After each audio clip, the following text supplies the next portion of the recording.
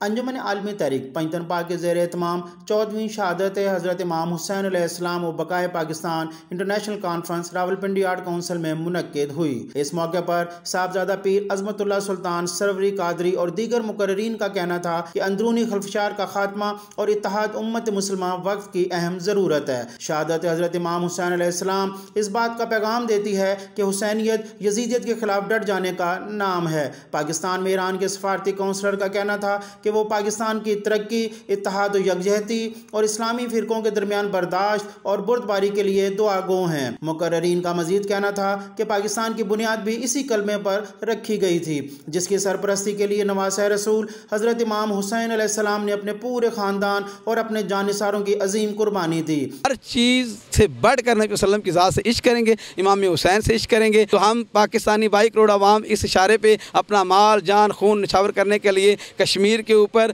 और जनाब पाकिस्तान के ऊपर, रियासत मदीना के ऊपर सब कुछ कुर्बान करने के लिए तैयार हैं। तो इंशाअल्लाह ताला पाकिस्तान कायम रहेगा और जो तगूती ताकतें वो ख़त्म हो जाएगी। पाकिस्तान जिंदाबाद, पाक फौज पाइंदाबाद। इंशाअल्लाह वो वक्त दूर नहीं जब पाकिस्तान हकीकी मानों में इस्लाम का एक मजबूत किला होगा।